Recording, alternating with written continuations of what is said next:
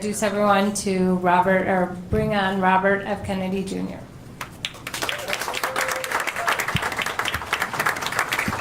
I'm sorry to keep everybody waiting. 16 months ago, in April of 2023, I launched my campaign for President of the United States. I began this journey as a Democrat, the party of my father, my uncle, the party which I pledged my own allegiance to long before I was old enough to vote. I attended my first Democratic convention at the age of 6 in 1960. And back then, the Democrats were the champions of the Constitution, of civil rights. The Democrats stood against authoritarianism, against censorship, against colonialism, imperialism, and unjust wars. We were the party of labor, of the working class. The Democrats were the party of government transparency and the champion of the environment. Our party was the bulwark against big money interests and corporate power. True to its name, it was the party of democracy. As you know, I left that party in October because it had departed so dramatically from the core values that I grew up with. It had become the party of war, censorship, corruption, big pharma, big tech, big ag, and big money. When it abandoned democracy by canceling the primary to conceal the cognitive decline of the sitting president, I left the party to run as an independent. The mainstream of American politics and journalism derided my decision. Conventional wisdom said that it would be impossible even to get on the ballot as an independent because each state poses an insurmountable tangle of arbitrary rules for collecting signatures. I would need over 1 million signatures, something no presidential candidate in history had ever achieved. And then I'd need a team of attorneys and millions of dollars to handle all the legal challenges from the DNC. The naysayers told us that we were climbing a glass version of Mount Impossible. So the first thing I want to tell you is that we proved them wrong. We did it because beneath the radar of mainstream media organs, we inspired a massive independent political movement. More than 100,000 volunteers sprang into action, hopeful that they could reverse our nation's decline. Many worked 10-hour days, sometimes in blizzards and blazing heat. They sacrificed family time, personal commitments, and sleep month after month, energized by a shared vision of a nation healed of its divisions. They set up tables at churches and farmers' markets. They canvassed door to door. In Utah and in New Hampshire, volunteers collected signatures in snowstorms, convincing each supporter to stop in the frigid cold, to take off their gloves, and to sign legibly. During a heat wave in Nevada, I met a tall, athletic volunteer who cheerfully told me that he had lost 25 pounds collecting signatures in 117-degree heat. To finance this effort, young Americans donated their lunch money, and senior citizens gave up part of their Social Security checks. Our 50-state organization collected those millions of signatures and more. No presidential campaign in American political history has ever done that. And so I want to thank all of those dedicated volunteers and congratulate the campaign staff who coordinated this enormous logistical feat. Your accomplishments were regarded as impossible. You carried me up that glass mountain. You pulled off a miracle. You achieved what all the pundits said could never be done. You have my deepest gratitude, and I'm never going to forget that, not just for what you did for my campaign, but for the sacrifices you made because you love our country. You showed everyone that democracy is still possible here. It continues to survive in the press and in the idealistic human energies that still thrive beneath the canvas of neglect, and of official and institutional corruption. Today, I'm here to tell you that I will not allow your efforts to go to waste. I'm here to tell you that I will leverage your tremendous accomplishments to serve the ideals that we share, the ideals of peace, of prosperity, of freedom, of health, all the ideals that motivated my campaign. I'm here today to describe the path forward that you opened with your commitment and with your hard labors. Now, in an honest system, I believe that I would have won the election. In a system the kind that my father and my uncles thrived in, a system with open debates, with fair primaries, with regularly scheduled debate, with fair primaries, and with a truly independent media untainted by government propaganda and censorship. In a system of nonpartisan courts and election boards, everything would be different. After all, the polls consistently showed me beating each of the other candidates, both in favorability and also in head-to-head matchups. But I'm sorry to say that while democracy may still be alive at the grassroots, it has become little more than a slogan for our political institutions, for our media, and for our government, and most sadly at all for me, the Democratic Party.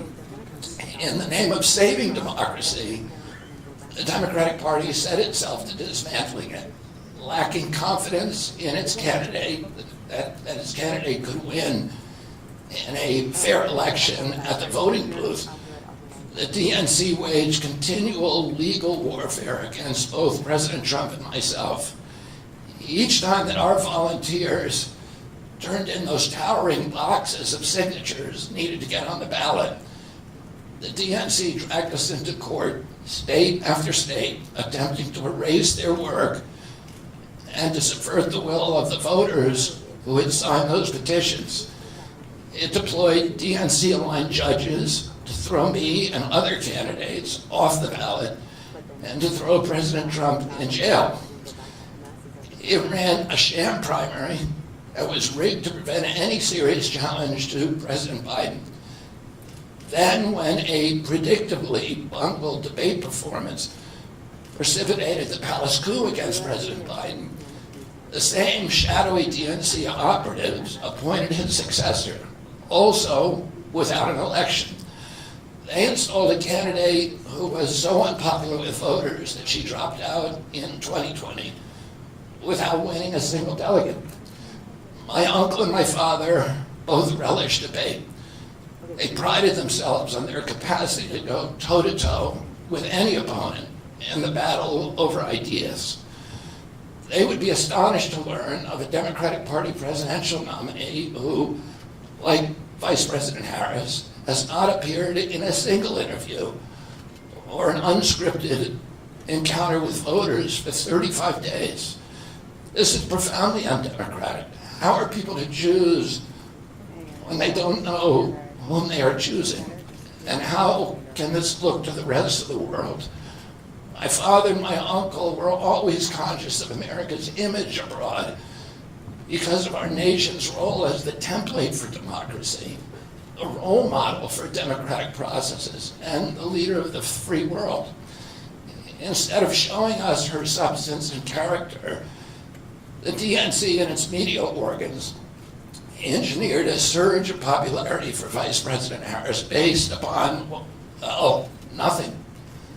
No policies, no interviews, no debates, only smoke and mirrors and balloons in a highly produced Chicago circus. There in Chicago, a string of Democratic speakers mentioned Donald Trump 147 times just on the first day. Who needs a policy when you have Trump to hate? In contrast, at the RNC convention, President Biden was mentioned only twice in 4 days. I do interviews every day. Many of you have interviewed me. Anybody who asks gets to interview me. Some days I do as many as 10.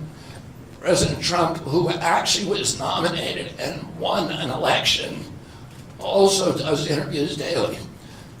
How did the Democratic Party choose a candidate that has never done an interview or debate during the entire election cycle? We know the answers.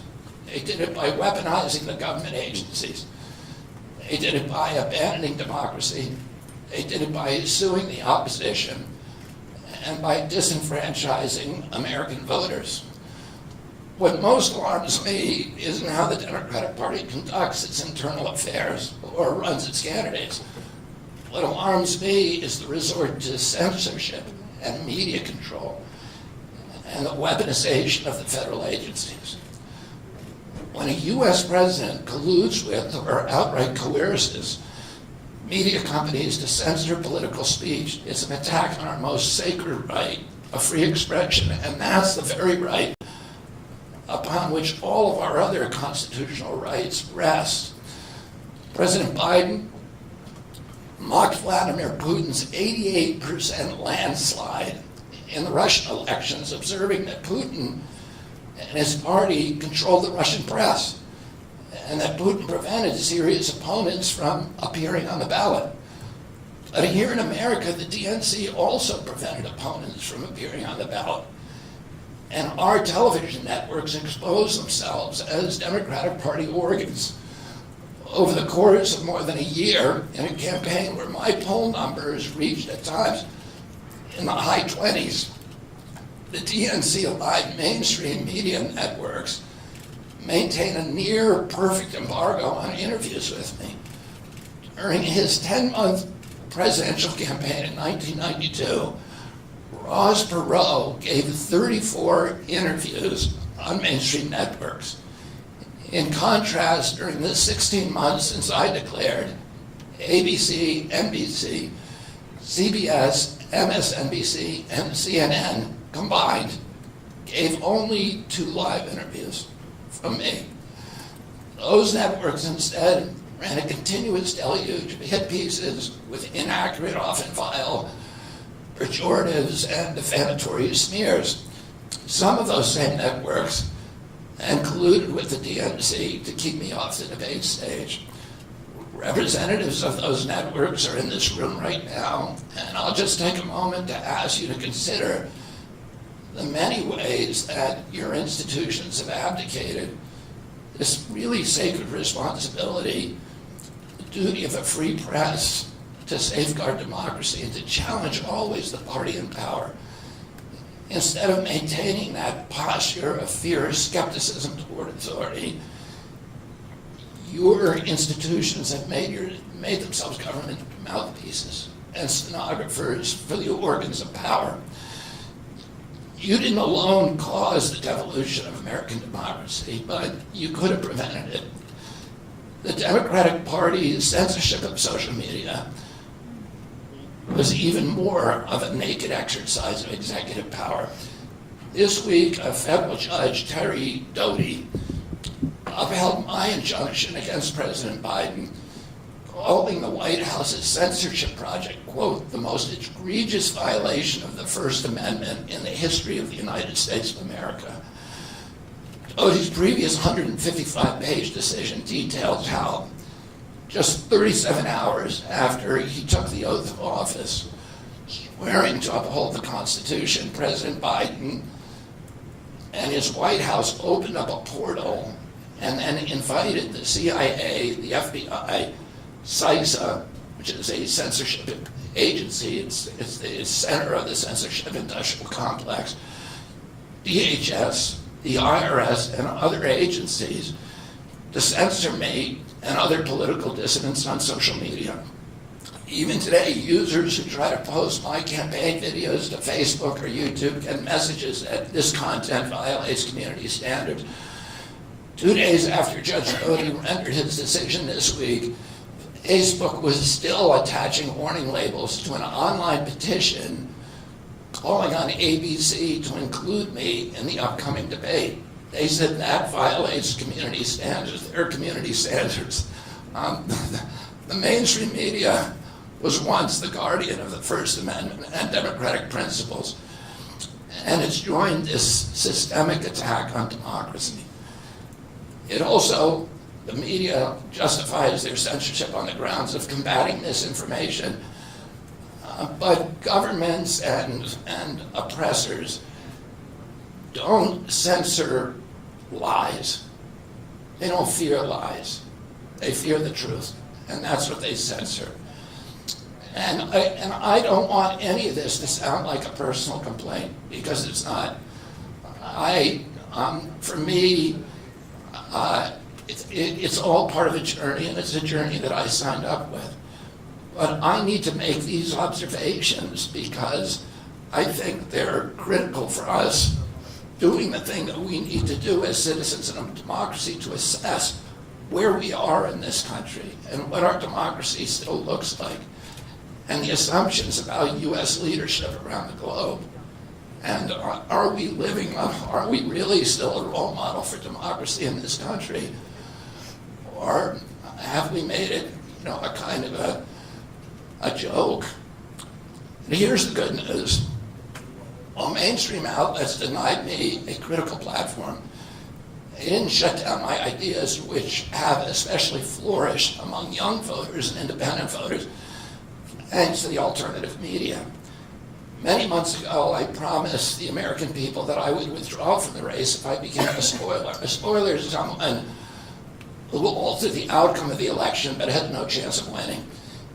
In my heart, I no longer believe that I have a realistic path to electoral victory in the face of this relentless, systematic censorship and media control. So I cannot in good conscience ask my staff and volunteers to keep working their long hours or ask my donors to keep giving when I cannot honestly tell them that I have a real path to the White House. Furthermore, our polling consistently showed that by staying on the ballot in the battleground states, I would likely hand the election over to the Democrats, with whom I disagree on the most existential issues: censorship, war, and chronic disease. Oh, I want everyone to know that I am not terminating my campaign. I am simply suspending it and not ending it. My name will remain on the ballot in most states. If you live in a blue state, you can vote for me without harming or helping President Trump or Vice President Harris. In red states, the same will apply. I encourage you to vote for me. And if enough of you do vote for me, and neither of the major party candidates win 270 votes, which is quite possible. In fact, today our polling shows them tying at 269 to 269. And I could conceivably still end up in the White House in a contingent election. But in about 10 battleground states where my presence would be a spoiler, I'm going to remove my name. And I've already started that process and urge voters not to vote for me. It's with a sense of victory and not defeat that I'm suspending my campaign activities. Not only did we do the impossible by collecting 1 million signatures, we changed the national political conversation forever. Chronic disease, free speech, government corruption, breaking our addiction to war have moved to the center of politics. I can say to all who have worked so hard for the last year and a half, thank you for a job well done. 3 great causes drove me to enter this race in the first place, primarily. And these are the principal causes that persuaded me to leave the Democratic Party and run as an independent. And now to throw my support to President Trump. The causes were free speech, a war in Ukraine, and the war on our children. I've already described some of my personal experiences and struggles with the government's censorship industrial complex. I want to say a word about the Ukraine war. The military industrial complex has provided us with a familiar comic book justification, like they do on every war, that this one is a noble effort to stop a supervillain, Vladimir Putin, I'm invading the Ukraine and then to thwart his Hitler-like march across Europe. In fact, tiny Ukraine is a proxy in a geopolitical struggle initiated by the ambitions of the U.S. neocons or American global hegemony. I'm not excusing Putin for invading Ukraine. He had other options. But the war is Russia's predictable response to the reckless neocon project of extending NATO to encircle Russia, a hostile act. The credulous media rarely explain to Americans that we unilaterally walked away from 2 intermediate nuclear weapons treaties with Russia and then put nuclear-ready Aegis missile systems in Romania and Poland. This is a hostile act. And that the Biden White House repeatedly spurned Russia's offer to settle this war peacefully. The Ukraine war began in 2014 when U.S. agencies overthrew the democratically elected government of Ukraine and installed a hand-picked pro-Western government that launched a deadly civil war against ethnic Russians in Ukraine. In 2019, America walked away from a peace treaty, the Minsk Agreement, that had been negotiated between Russia and Ukraine by European nations. And then in April of 2022, we wanted the war. In April of 2022, President Biden sent Boris Johnson to Ukraine to force President Zelensky to tear up a peace agreement that he and the Russians had already signed, and the Russians were withdrawing troops from Kiev and Donbass and Lugansk. And that peace agreement would have brought peace to the region and would have allowed Donbass and Lugansk to remain part of Ukraine. President Biden stated that month that his objective in the war was regime change in Russia. His Defense Secretary, Lloyd Austin, simultaneously explained that America's purpose in the war was to exhaust the Russian army, to degrade its capacity to fight anywhere else in the world. These objectives, of course, have nothing to do with what they were telling Americans about protecting Ukraine's sovereignty. Ukraine is a victim in this war, and it's a victim of the West. Since then, of Russia and both Russia and the West. Since then, we have, since tearing up that agreement, forcing Zelensky to tear up the agreement, we've squandered the flower of Ukrainian youth, as many as 600,000 Ukrainian kids, and over 100,000 Russian kids, all of whom we should be mourning, have died, and the Ukraine's infrastructure is destroyed. The war has been a disaster for our country as well. We squandered nearly $200 billion already, and these are badly needed dollars in our communities, suffering communities all over our country. The Nord Stream pipeline sabotage and the sanctions have destroyed Europe's industrial base, which formed the bulwark of U.S. national security. A strong Germany with a strong industry is a much, much stronger deterrent to Russia, and a Germany that is deindustrialized and turned into just an extension of U.S. military base. We've pushed Russia into a disastrous alliance with China and Iran. We're closer to the brink of nuclear exchange than at any time since 1962. And the neocons in the White House don't seem to care at all. Our moral authority and our economy are in shambles, and the war gave rise to the emergence of BRICS, which now threatens to replace the dollar as the global reserve currency. This is a first-class calamity for our country.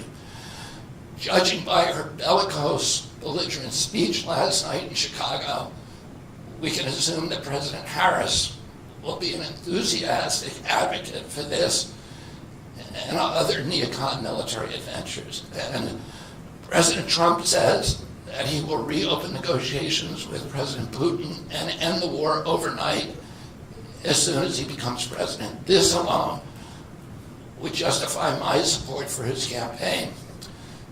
Last summer, it looked like no candidate was willing to negotiate a quick end to the Ukraine war, to tackle chronic disease epidemic, to protect free speech, our constitutional freedoms, to clean corporate influence out of our government, or to defy the neocons and their agenda of endless military adventurism.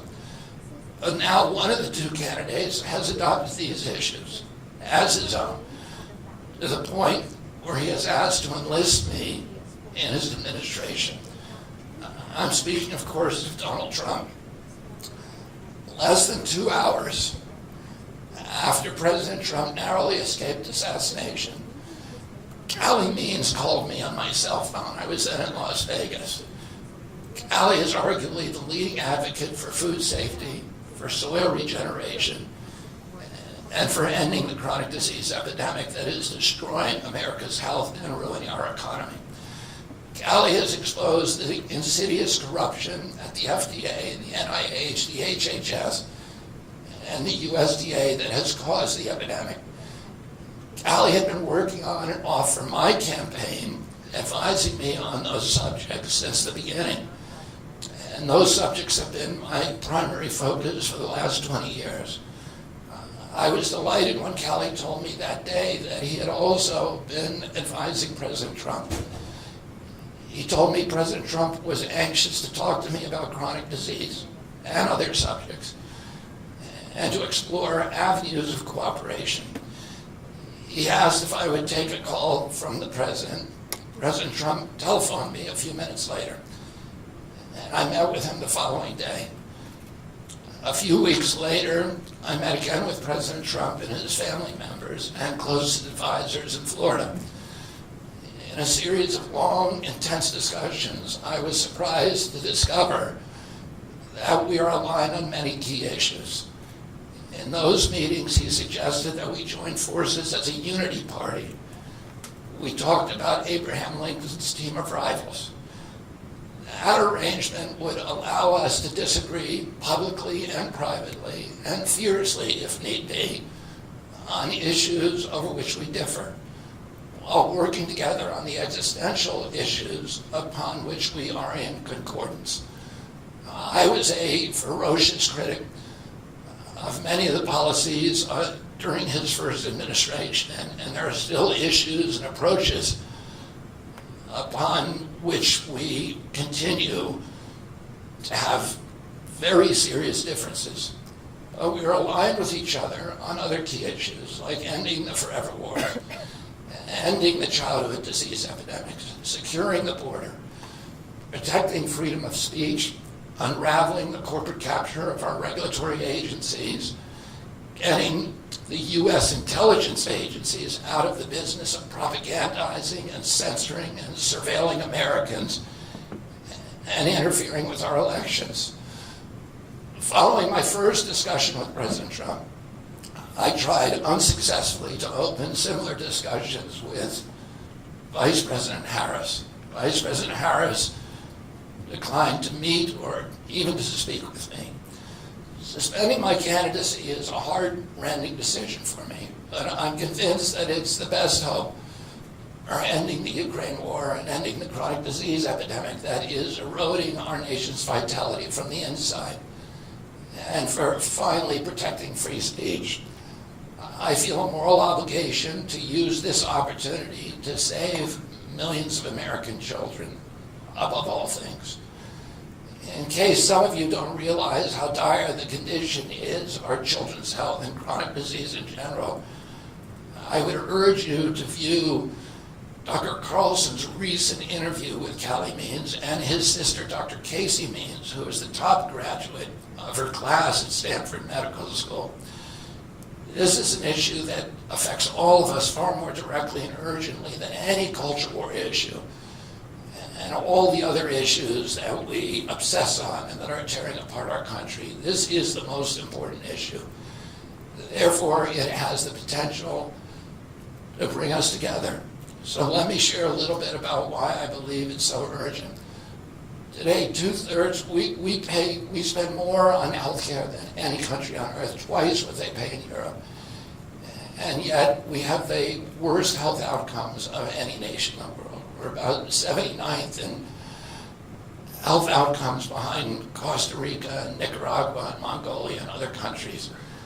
Nobody has a chronic disease burden like we have. And during the COVID epidemic, we had the highest body count of any country in the world. We had 16% of the COVID deaths, and we only have 4.2% of the world's population. And CDC says that's because we are the sickest people on earth. We have the highest chronic disease rate on earth. And the average American who died from COVID had 3.8 chronic diseases. So these were people who had immune system collapse, who had mitochondrial dysfunction. And no other country has anything like this. 2/3 of American adults and children suffer from chronic health issues. 50 years ago, that number was less than 1%. So we've gone from 1% to 66%. In America, 74% of Americans are now overweight or obese, and 50% of our children. 120 years ago, when somebody was obese, they were sent to the circus. There were case reports done about them. Obesity was almost unknown. In Japan, the childhood obesity rate is 3%, compared to 50% here. Half of Americans have pre-diabetes or type 2 diabetes. When my uncle was president, I was a boy, juvenile diabetes was effectively non-existent. A typical pediatrician would see one case of diabetes during his entire career, a 40 or 50-year career. Today, 1 out of every 3 kids who walks through his office door is diabetic or pre-diabetic, and the mitochondrial disorder that causes diabetes also causing Alzheimer's, which is now classified as diabetes, and it's costing this country more than our military budget every year. There's been an explosion of neurological illnesses that I never saw as a kid: ADD, ADHD, speech delay, language delay, Tourette's syndrome, narcolepsy, ASD, Asperger's, autism. In the year 2000, the autism rate was 1 in 1,500. Now autism rates in kids are 1 in 36, according to CDC nationally. Nobody's talking about this. 1 in every 22 kids in California has autism. And this is a crisis that 77% of our kids are too disabled to serve in the United States military. What is happening to our country? And why isn't this in the headlines every single day? There's nobody else in the world that is experiencing this. This is only happening in America. About 18%, and by the way, there has been no change in diagnosis, which the industry sometimes like to say. There has been no change in screening. This is a change in incidence. In my generation, 70-year-old men, the autism rates are about 1 in 10,000. In my kids' generation, 1 in 34. I'll repeat, in California, 1 in 22. Why are we letting this happen? Why are we allowing this to happen to our children? These are the most precious assets that we have in this country. How can we let this happen to them? About 18% of American teens now have fatty liver disease. That's like 1 out of every 5. That disease, when I was a kid, only affected late-stage alcoholics who were elderly. Cancer rates are skyrocketing in the young and the old. Young adult cancers are up 79%. 1 in 4 American women is on antidepressant medication. 40% of teens have a mental health diagnosis. And 15% of high schoolers are on Adderall, and 500,000 children on SSRIs. So what's causing this suffering? I'll name 2 culprits. First, and the worst, is ultra-processed food. About 70% of American children's diet is ultra-processed. That means industrial manufactured in a factory. These foods consist primarily of processed sugar, ultra-processed grains, and seed oils. Laboratory scientists who many of them formerly worked for the cigarette industry, which purchased all the big food companies in the 1970s and 80s, deployed thousands of scientists to figure out chemicals, new chemicals, to make the food more addictive. And these ingredients didn't exist 100 years ago. Humans aren't biologically adapted to eat them. Hundreds of these chemicals are now banned in Europe, but ubiquitous in American processed foods. The second culprit is toxic chemicals in our food, in our medicine, in our environment. Pesticides, food additives, pharmaceutical drugs, and toxic waste permeate every cell of our bodies. The assault on our children's cells and hormones is unrelenting. To name just one problem, many of these chemicals increase estrogen because young children are ingesting so many of these hormone disruptors. America's puberty rate is now occurring at age 10 to 13, which is 6 years earlier than girls were reaching puberty in 1900. Our country has the earliest puberty rates of any continent on the earth. And no, this isn't because of better nutrition. This is not normal. Breast cancer is also estrogen driven, and it now strikes 1 in 8 women. We are mass poisoning all of our children and our adults. Considering the grievous human cause of this tragic epidemic of chronic disease, it seems almost crass to mention the damage it does to our economy. But I'll say, it is crippling the nation's finances. When my uncle was president, our country spent $0 on chronic disease. Today, government healthcare spending is almost all for chronic disease. And it's double the military budget. And it is the fastest growing budget item in the federal budget. Chronic disease costs more to the economy as a whole, costs at least $4 trillion, 5 times our military budget. And that's a 20% drag on everything we do and everything we aspire to. Poor and minority communities suffer disproportionately. People who worry about DEI or about bigotry of any kind, this dwarfs anything. We are poisoning the poor. We are systematically poisoning minorities across this country.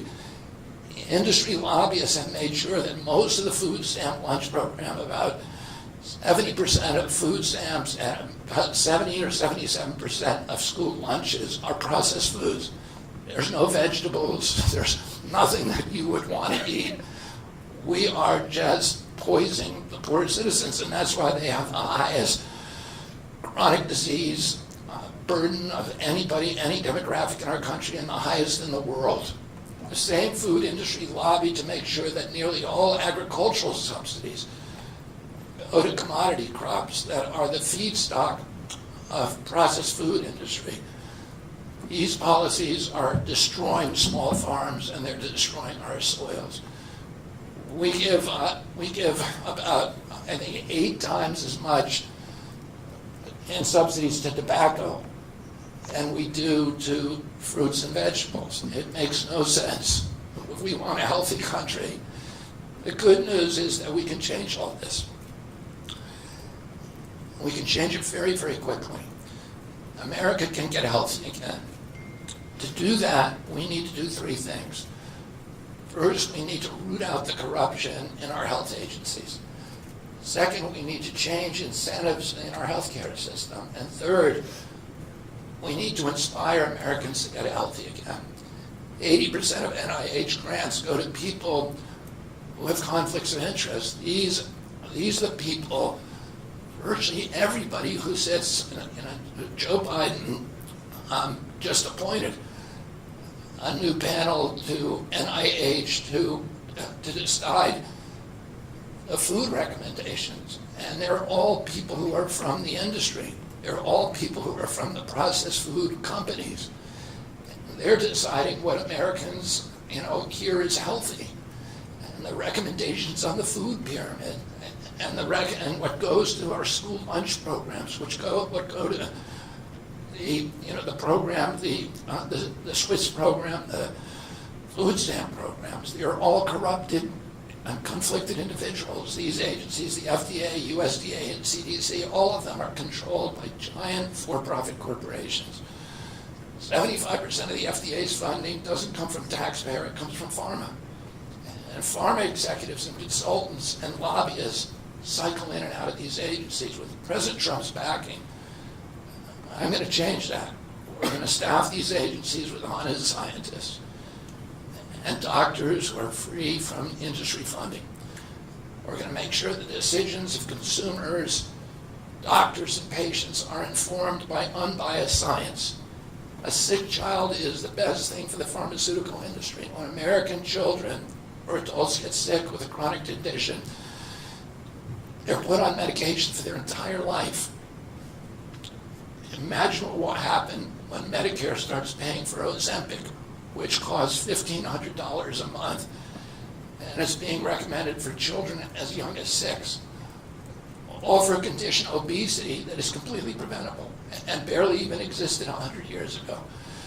And 74% of Americans are obese. The cost, if all of them took their Ozempic prescription, is $3 trillion a year. This is a drug that is made by Novo Nordisk, the biggest company in Europe. It's a Danish company, and the Danish government does not recommend it. It recommends change in diet to treat obesity and exercise. And in our country, the recommendation now is for Ozempic to children at age 6. Novo Nordisk, the biggest company in Europe, and virtually its entire value is based upon its projections of what it's going to sell, of the Ozempic it's going to sell to America. And we have the food lobbyists have a bill in front of Congress today that is backed by the White House, backed by Vice President Harris and President Biden, to allow this to happen. This $3 trillion cost is going to bankrupt our country. For a fraction of that amount, we could buy organic food for every American family, 3 meals a day, and eliminate diabetes altogether.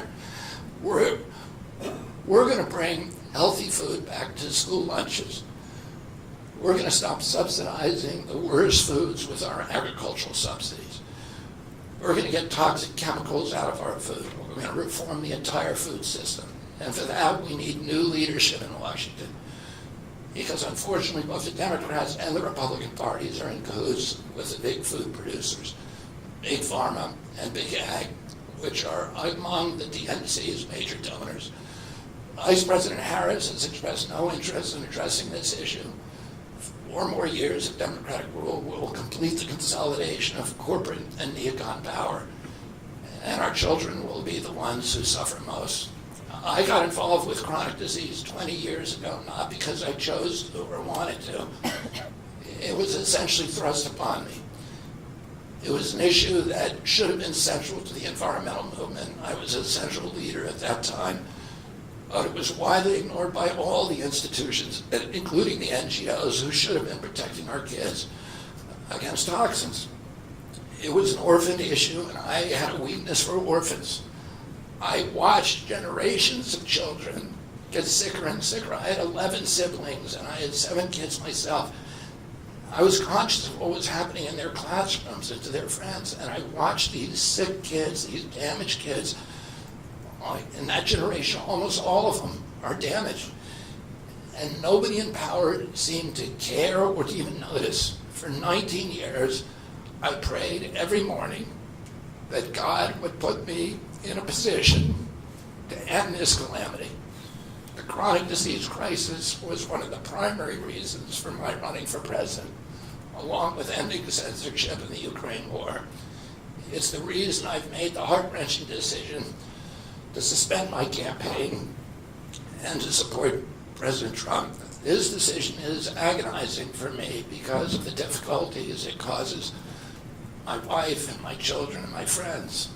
But I have the certainty that this is what I've meant to do. And that certainty gives me internal peace, even in storms. If I'm given the chance to fix the chronic disease crisis and reform our food production, I promise that within 2 years, we will watch chronic disease burden lift dramatically. We will make Americans healthy again. Within 4 years, America will be a healthy country. We will be stronger, more resilient, more optimistic, and happier. I won't fail in doing this. Ultimately, the future, however it happens, is in God's hands and in the hands of the American voters and those of President Trump. If President Trump is elected and honors his word, the vast burden of chronic disease that now demoralizes and bankrupts the country will disappear. This is a spiritual journey for me. I reached my decision through deep prayer, through hard-nosed logic, and I asked myself, what choices must I make to maximize my chances to save America's children and restore national health? I felt that if I refused this opportunity, I would not be able to look myself in the mirror, knowing that I could have saved lives of countless children and reversed this country's chronic disease epidemic. I'm 70 years old. I may have a decade to be effective. I can't imagine that President Harris would allow me or anyone to solve these dire problems. After 8 years of President Harris, any opportunity for me to fix the problem will be out of my reach forever. President Trump has told me that he wants this to be his legacy. I'm choosing to believe that this time he will follow through. His son, his biggest donors, his closest friends, and all support this objective.